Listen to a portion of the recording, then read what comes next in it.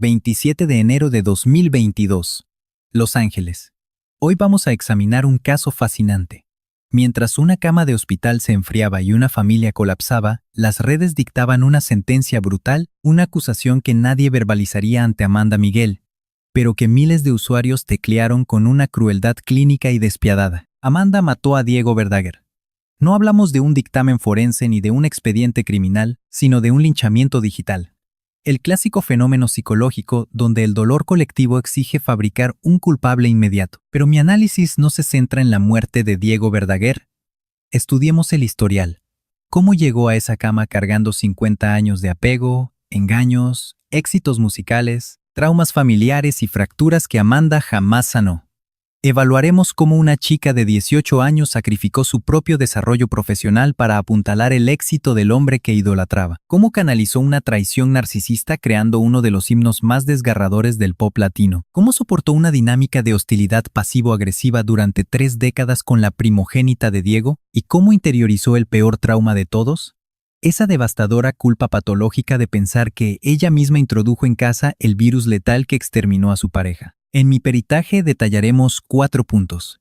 Primero, la disonancia cognitiva de Amanda a sus 18 años, al anclar su voz, juventud y proyecto de vida a un sujeto que ya arrastraba un historial complejo. Segundo, el patrón de infidelidades sistemáticas que ella normalizó, incluyendo el sonado incidente con Salma Hayek y aquel ataque de furia donde destrozó una pieza de cerámica. Tercero, el conflicto psicológico con Jimena, la hija mayor, y el luto por el bebé que Amanda perdió cuando su reloj biológico impedía un reinicio. Cuarto, el factor desencadenante, la mecánica del contagio familiar y la polarización ideológica entre sus hijas por la vacuna. ¿Y por qué ese mensaje final operó como un detonante destructivo?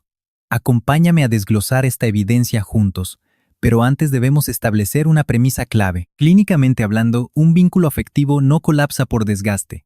Muchas veces implosiona al enfrentarse a la verdad absoluta. El expediente inicia en 1975. Ni en un sanatorio, ni ante los reflectores, ni bajo el escrutinio salvaje que luego lapidaría el perfil de Amanda Miguel. Todo se gestó antes. Analizamos a una adolescente argentina de 18 años, dotada con una capacidad vocal impresionante, instinto fiero y un nivel de ambición que desafiaba su entorno. Su perfil psicológico rechazaba la sumisión. Se negaba a vivir a la sombra de una figura masculina o a ser el instrumento del triunfo ajeno. Buscaba trascendencia, quería arder en el escenario. Necesitaba consolidar su identidad individual antes de que el sistema la etiquetara. Y entonces el sujeto de estudio, Diego Verdaguer, irrumpe. Él traía un bagaje previo considerable. Era mayor, tenía destreza corporativa, dominaba la industria discográfica y sabía manipular las dinámicas de poder en el escenario. ¿Y los contratos? Exhibía esa seducción narcisista tan típica en figuras masculinas, que han sido el centro de atención mediática por demasiado tiempo. Registraba antecedentes de un matrimonio fallido y una hija, Jimena Bocadoro. Esta niña, desde el diagnóstico inicial, probaría ser mucho más que una simple variable biográfica en el esquema. Representaba un recordatorio constante de que la joven Amanda se insertaba en una dinámica familiar preexistente, un espacio psicológico ya saturado por traumas no resueltos. Evaluemos esta asimetría. Ella apenas rozaba la mayoría de edad. Él portaba historial clínico emocional, dependientes, roce social y una maquinaria comercial activa. Inicialmente, ese desequilibrio de poder no registró como amenaza. En la fase de enamoramiento, el sujeto dominante proyectaba seguridad y liderazgo. Diego poseía el capital social que Amanda ignoraba. Fungió como mentor operativo, descifrando el algoritmo opaco de las grandes disqueras, enseñándole tácticas de negociación y estrategias de supervivencia frente a productores depredadores que inflaban falsas expectativas de éxito. Pero todo mentoraje excesivo puede estructurar una prisión psicológica sutil. Amanda tardó años en codificarlo. El espectáculo debe seguir.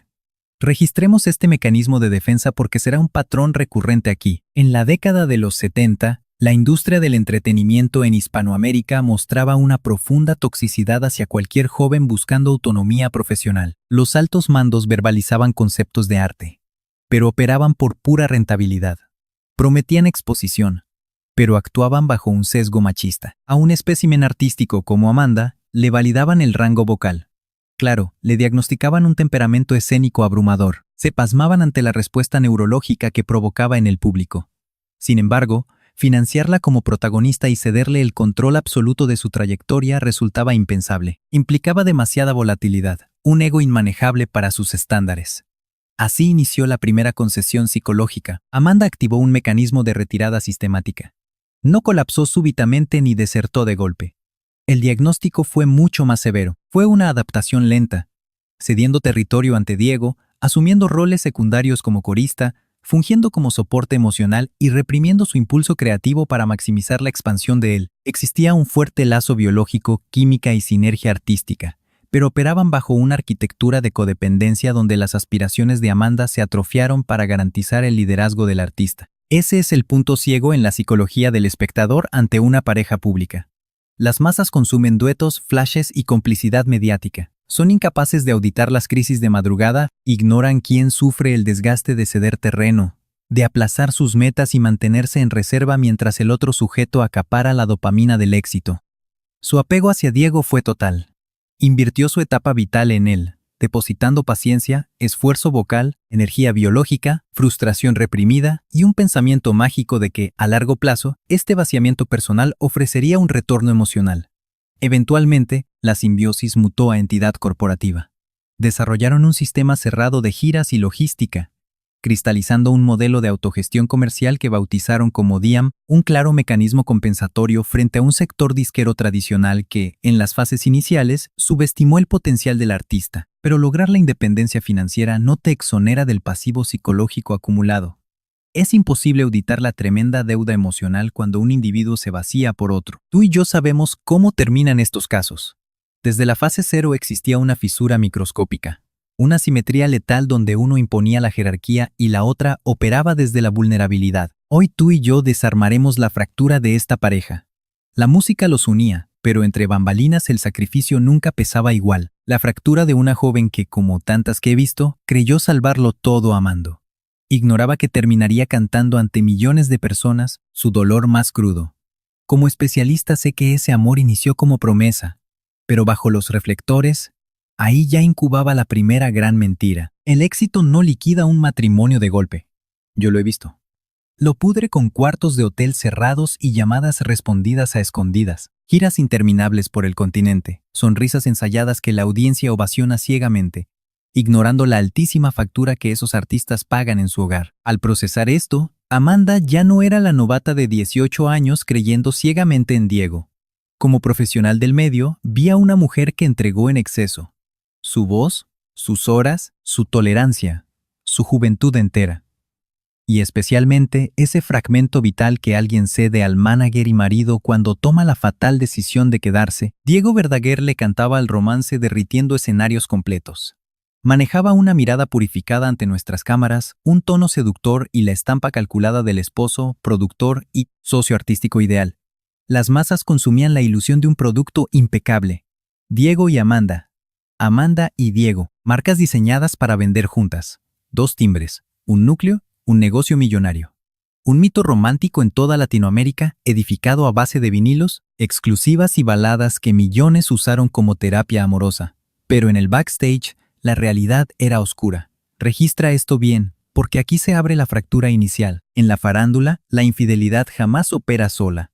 Viene escudada por el equipo técnico, filtrada por publirrelacionistas, sepultada bajo itinerarios pesados y camuflada como simples chismes. Ese entorno tóxico acorraló la mente de Amanda.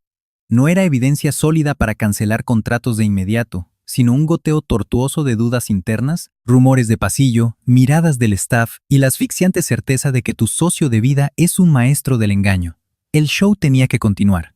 Aunque su estructura psicológica colapsara, revisando los archivos y expedientes de la prensa rosa, sabemos que Diego no operaba como el marido ejemplar que su departamento de marketing vendía. Hubo deslealtades, dinámicas turbias, crisis que Amanda procesó manteniendo una compostura profesional que lastimaba 100 veces más que cualquier periodicazo. De todos esos expedientes, uno se incrustó en la memoria colectiva como un dardo mediático.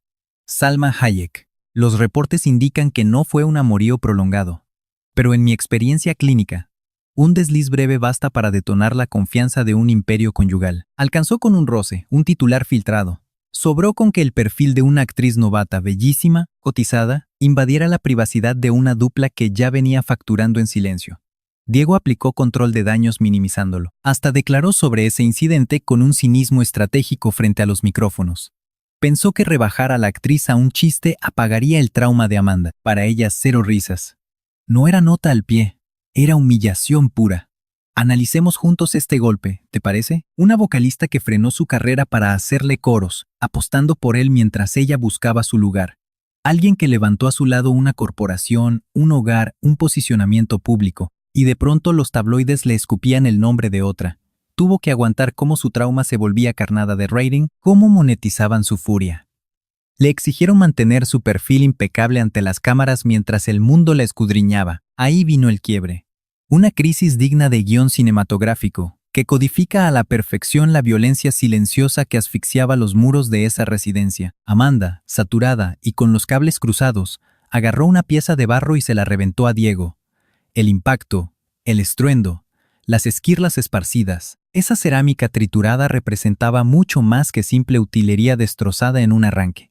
Era la institución del matrimonio colapsando, residuos que podían barrerse, un contrato que podía parcharse mediáticamente, pero las fisuras quedarían expuestas. Y aquí entra la psicología pesada del asunto.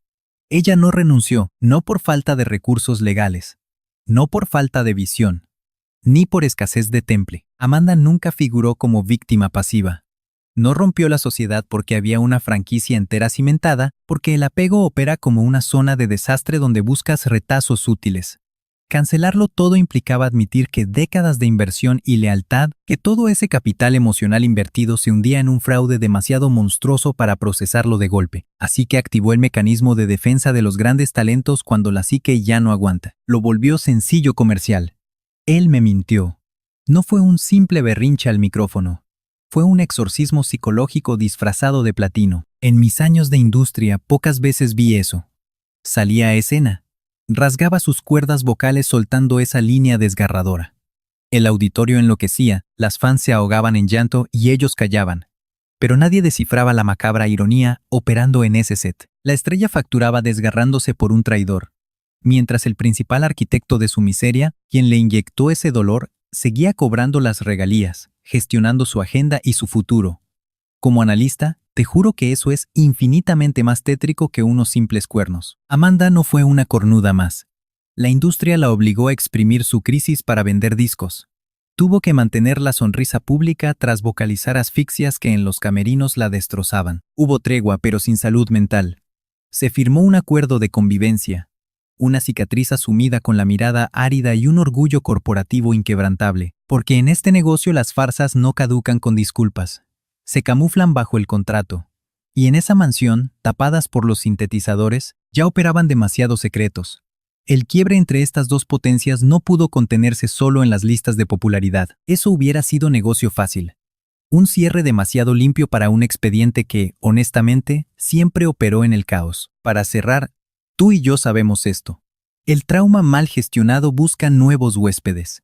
Primero, infecta a la dupla. Tú y yo sabemos que cuando una dinámica familiar se construye sobre silencios, absolutamente nadie sale ileso de ahí. Ni la esposa, ni la hija, ni el sujeto atrapado en medio de dos realidades intentando mediar sin poder rescatar a ninguna. En mi análisis, aquí arranca la segunda gran fractura del caso. Antes de Amanda, Diego ya tenía a su hija Jimena Bocadoro. No hablamos de un dato biográfico menor, era su sangre, su historial. Una niña obligada a crecer entendiendo que su papá pertenecía al mundo, a los escenarios, a las seguidoras, a las cámaras y a los reflectores, pero que jamás sería exclusivamente para ella. Y cuando Amanda irrumpe en el panorama de Diego, no encuentra una pizarra en blanco. Se topa de frente con una historia ya lastimada. El espectáculo debía seguir, aunque en esa casa cada integrante procesaba un trauma distinto. Amanda tomó el control no solo como cónyuge, sino como autoridad, como una mujer curtida que había padecido, perdonado y protegido ferozmente el imperio que armó junto a Diego. Lejos de ser un simple adorno, era un perfil dominante, intenso y sumamente orgulloso, capaz de dominar recintos con su talento y de gobernar un hogar con pura disciplina. Pero mi evaluación sugiere que esa misma coraza protectora se convirtió en un muro contra Jimena. Revisando los archivos y testimonios, la fricción entre Amanda, Miguel y Jimena fue una auténtica guerra fría. Nada de peleas diarias ni de pleitos de revistas de chismes en cada esquina. Fue algo mucho más tóxico. Una tensión crónica, asfixiante y muda. Miradas cortantes, palabras incompletas, vacíos pesados y reuniones donde alguien claramente sobraba. Jimena testificó que sus novios jamás lograban cumplir las altísimas expectativas de Amanda, que existía un escrutinio permanente, esa frustración psicológica de jamás integrarse a un núcleo exclusivo donde Ana Victoria, la hija biológica de la pareja, era la estampa oficial, la foto perfecta con las puertas blindadas. Analiza este perfil clínico un segundo. Una hija marginada observando la vida de su propio padre desde afuera, viendo cómo una nueva familia acaparaba todo, cómo otra matriarca racionaba el amor, los horarios, las normas y los accesos. Mientras notaba a Diego esforzándose por reparar el daño, porque él realmente la adoraba. Eso es un hecho comprobable. Los expedientes indican que fue un padre presente bajo sus propios términos, un abuelo entregado con sus nietos, un sujeto que buscaba conectar, sanar y ofrecer afecto donde antes carecían de bases. Pero acompáñame a ver esto. Hay traumas que no sanan con juguetes o cariño a destiempo. Existen fracturas que exigen verdades incómodas que nadie se atreve a soltar. Y Amanda vivía atrapada en su propio calvario. Porque mientras Jimena arrastraba el rechazo de ser la forastera, Amanda ocultaba un duelo terrible. Un trauma del que habló décadas después con una depresión cruda y sin filtros. Tras tener a Ana Victoria en 1983, Amanda buscó otro embarazo, pero el negocio del entretenimiento castiga a las mujeres que pausan. Las giras y los contratos millonarios no le dan tregua a nadie. Una estrella encinta era catalogada como un riesgo financiero, y así, navegando entre fechas, presión ejecutiva y el reloj biológico avanzando sin piedad, la posibilidad de ser madre regresó cuando su organismo ya estaba agotado. Los registros indican que Amanda rondaba los 45 años al sufrir aquel aborto. Un bebé frustrado, un cuarto que jamás se amuebló, una voz que nunca llegó a decirle mamá. Ella confesó que, de haber nacido, ese hijo ya tendría una biografía, una edad exacta y facciones reales. Como analista, esa declaración te rompe, porque revela mucho más que una simple complicación obstétrica. Expone a una mujer que proyectó psicológicamente el crecimiento de alguien que jamás existió para el resto. Una sombra privada, un espectro sentado eternamente en su propio comedor. Al unir las piezas, el cuadro es devastador. Amanda protegía su núcleo con tanta agresividad porque, en el fondo, blindaba lo único que le sobrevivía ante semejantes tragedias. Toleró engaños, financió trayectorias, soportó el fantasma de las amantes, lidió con el rechazo hacia Jimena, y para rematar, perdió al bebé que pudo reescribir la dinámica de todo ese hogar. Psicológicamente, eso explica su necesidad obsesiva de controlarlo todo. Por eso cualquier peligro externo detonaba su pánico a ser despojada una vez más. Y Diego era el núcleo absoluto de esta crisis. Idolatrado, exigido y necesitado por las dos, pero incapaz de gestionar y sanar por completo ese laberinto de traumas emocionales. Fue marido, papá, abuelo, manager, cómplice e ídolo. Pero al revisar su expediente íntimo, vemos a dos mujeres marcadas por lutos completamente opuestos, luchando no tanto entre sí, sino por ese estatus que el afecto de Diego les garantizó. Un recurso emocional que él jamás supo dividir sin causar daños colaterales. El clan Verdaguer Miguel trasciende las disqueras. Es un caso clínico de ecos, una hija suplicando integración, una madre aferrada a las obras de su paz, un bebé fantasma que jamás respiró, y un patriarca facturando éxitos románticos mientras su gente intentaba no hundirse en las fracturas de su propio techo. Pero ningún conflicto familiar crónico te entrena para el impacto brutal de la muerte. Y la parca ya estaba al acecho. La desgracia, como en mis peores casos, no atacó súbitamente. No irrumpió en la casa como un asaltante a plena luz del día. Se filtró primero como una sospecha, como una paranoia total, como un lente distorsionado, jurando que detrás de cada bata blanca, de cada simple inyección, de cada protocolo médico, operaba una conspiración intentando someter mucho más que la salud pública. Y en mi experiencia, cuando esa paranoia infecta un hogar de famosos, combinada con ego y terror, firmas una sentencia de muerte. 2020. El planeta frenó en seco. Terminales desiertas. La industria del entretenimiento colapsó. Los tours se esfumaron, como si hubieran desconectado los amplificadores del mundo. Diego y Amanda, acostumbrados a un estilo de vida de vuelos de primera clase, camerinos y hoteles lujosos, toparon con pared ante una infección ciega a los discos de platino o linajes VIP. El COVID-19 no pedía currículum, te invadía, respiraba y te cazaba. Aquí arranca la fase más oscura de nuestra investigación.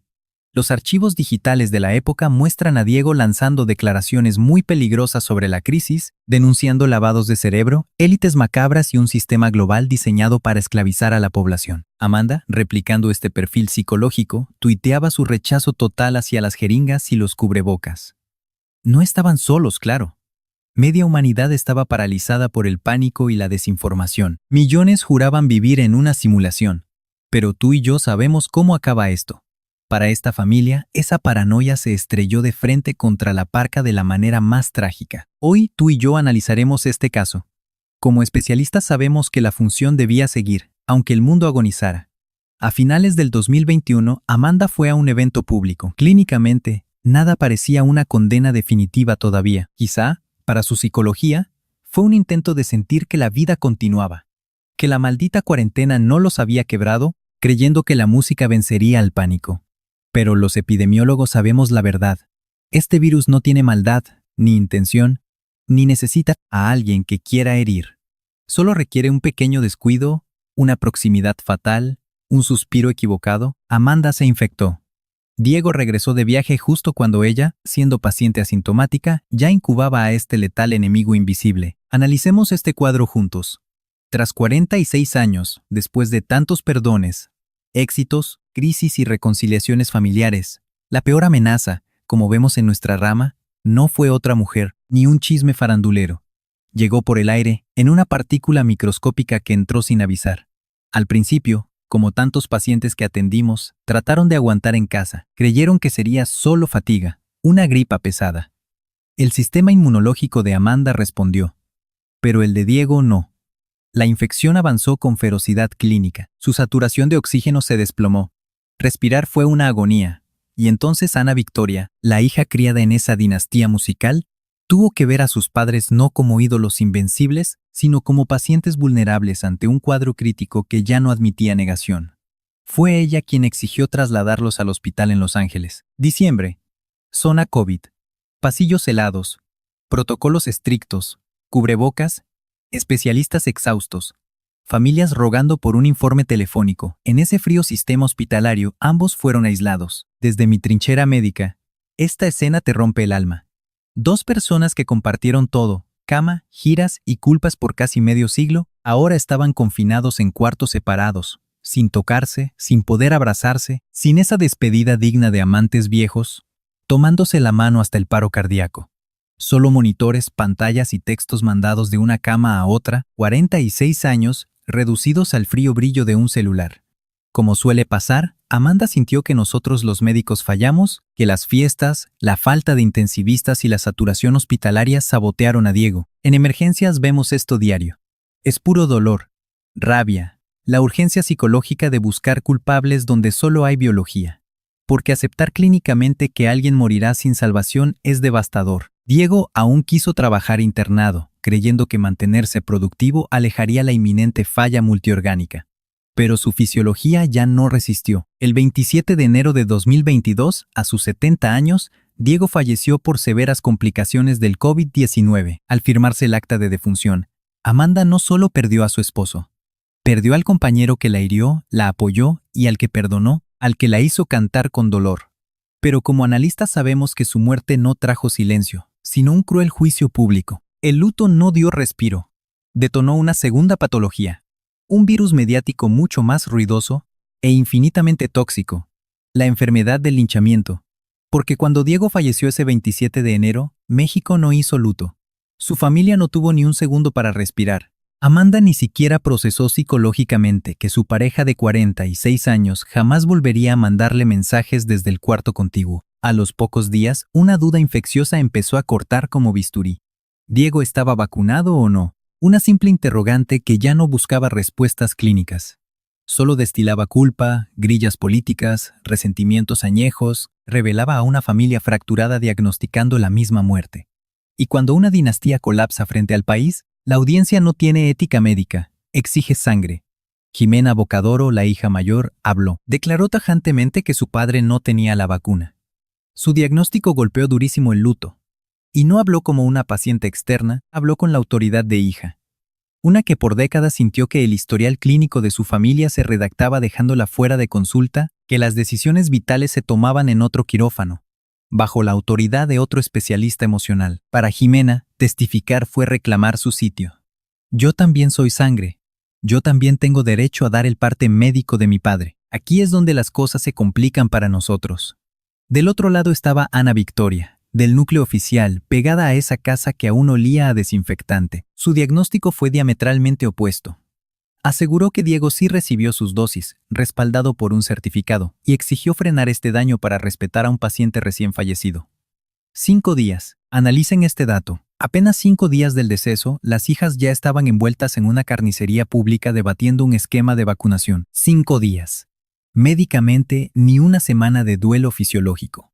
Ni tiempo para vaciar sus recetas, revisar sus objetos personales, oler sus prendas, checar su celular, pisar su estudio y aceptar su ausencia vital. El tratamiento de duelo se infectó de farándula. Las lágrimas de titulares amarillistas.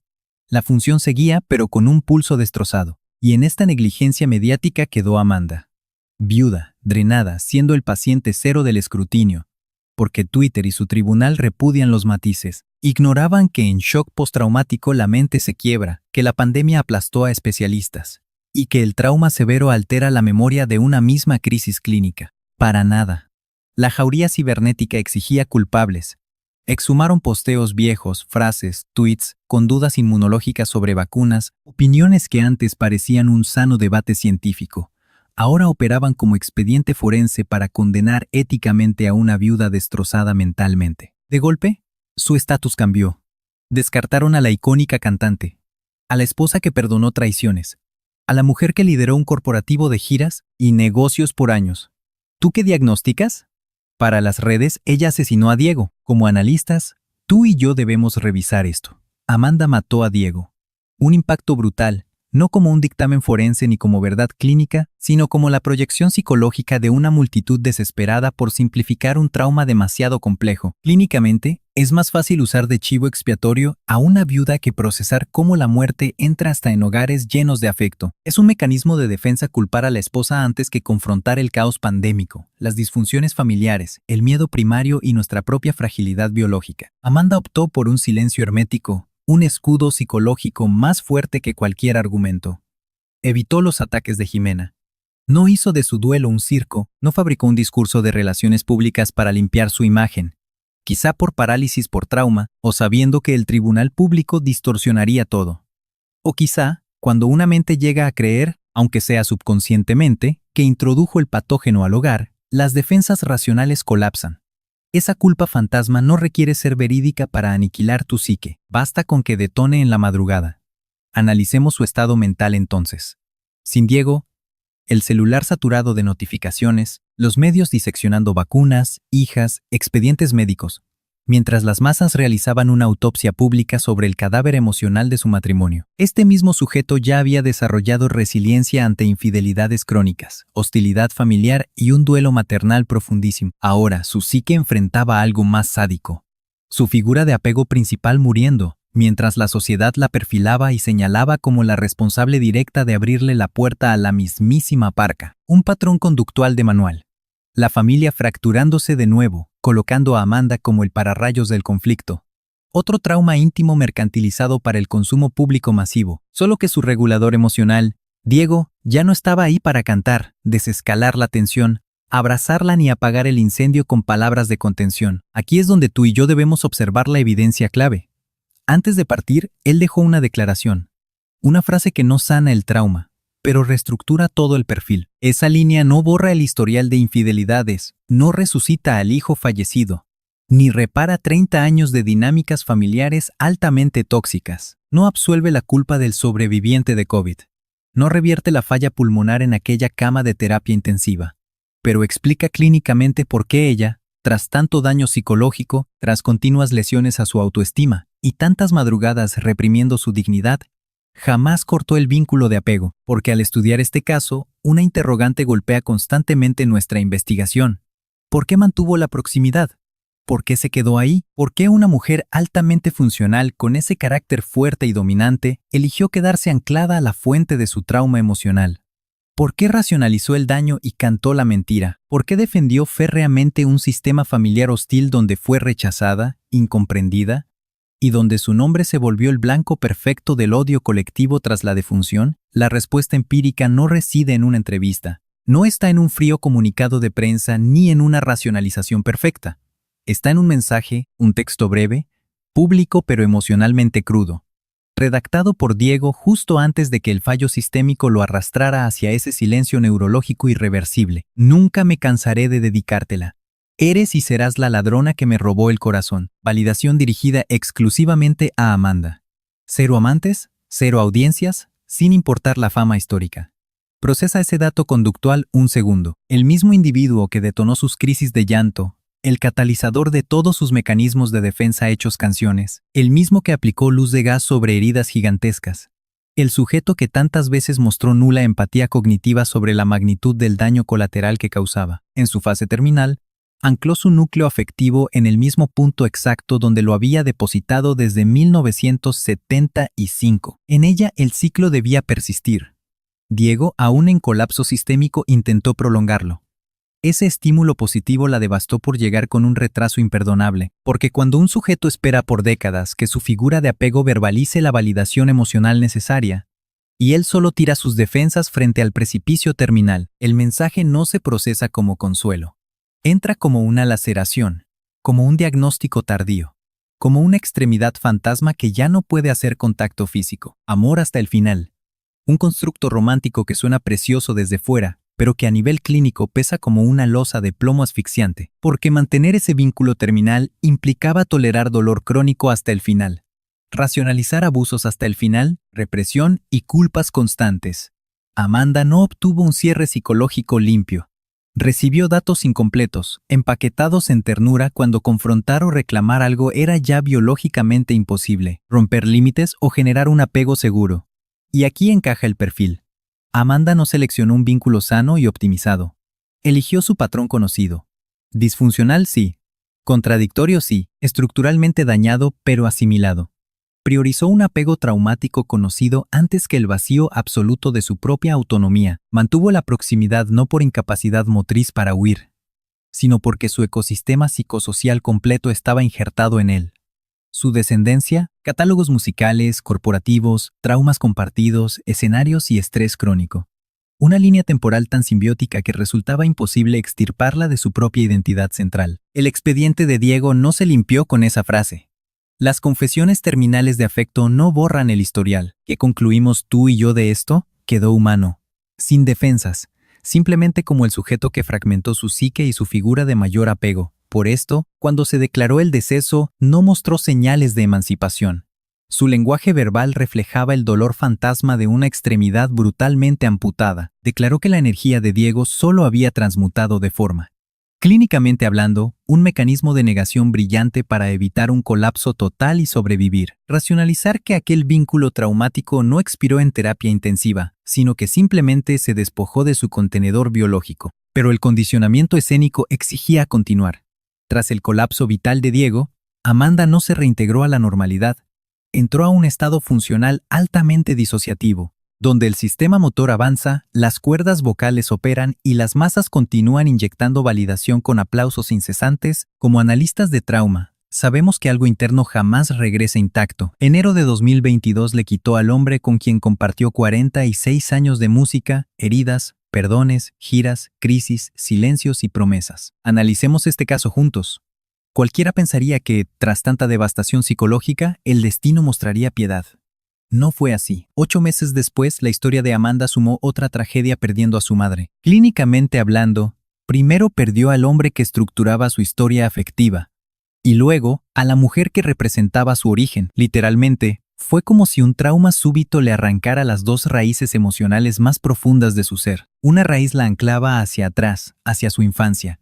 La otra la impulsaba hacia adelante, hacia la mujer resiliente. De pronto, nuestra paciente quedó suspendida en el medio con una hija, un nieto, su exitosa trayectoria, una casa saturada de recuerdos y una disonancia cognitiva que ningún experto podía resolver. ¿Cómo logra la psique seguir interpretando cuando ya no existe el sujeto central de su música? El ciclo debía continuar, pero ahora se emitía desde un duelo de viudez muy distinto al romance.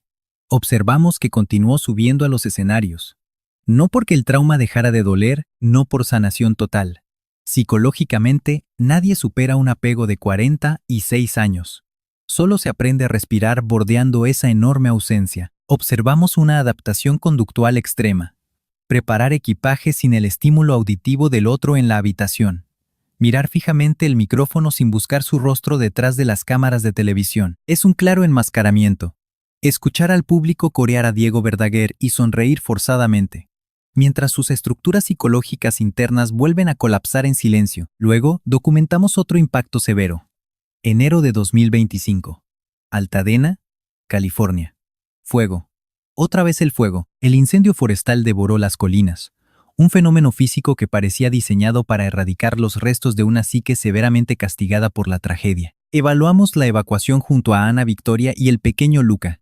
Ese menor aún no procesaba cognitivamente que existen incendios estructurales y otros desastres emocionales que terminan calcinando a generaciones completas. La propiedad colapsó.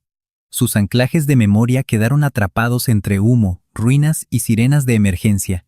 El patrón clínico más perturbador aquí es la repetición del trauma. Revisando el archivo, su refugio de montaña en México ya había sido consumido por otro incendio previo. Hablamos de 2 propiedades perdidas, 2 siniestros, 2 severos procesos de reconstrucción psicológica. Ciertos individuos pierden su vivienda y sufren un quiebre total.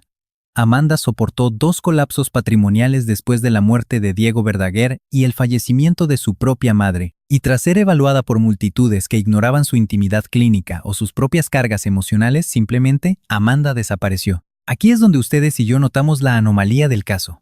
No fueron las mentiras, las infidelidades comprobadas, las polémicas médicas, ni las últimas palabras registradas de Diego. El hallazgo verdaderamente impactante es que ella continuó.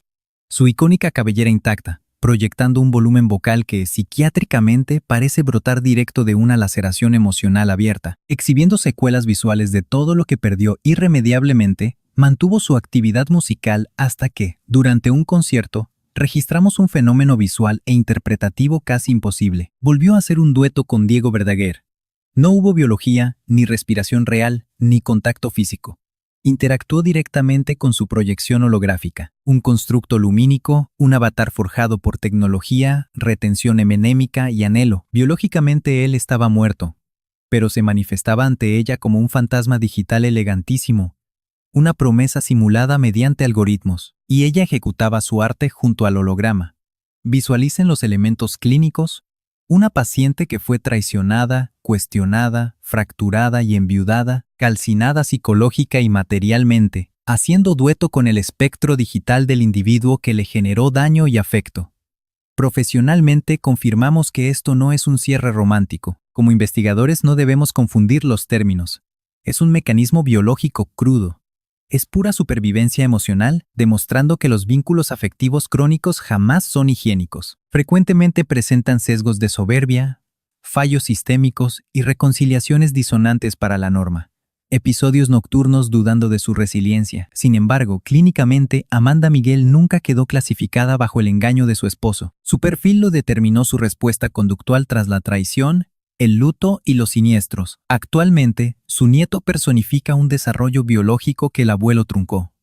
Una tercera generación genética, el instinto de perpetuación. Ese estímulo infantil es su ancla neurobiológica para mantener la funcionalidad cuando los traumas históricos amenazan con aplastarla. Porque, en conclusión, ustedes y yo entendemos su redención. No generar amnesia, ni racionalizar abusos, ni simular anestesia afectiva, sino sostener signos vitales soportando toda esa carga psíquica. El estímulo musical tenía que evolucionar, y contra toda estadística, ella continuó ejecutándolo.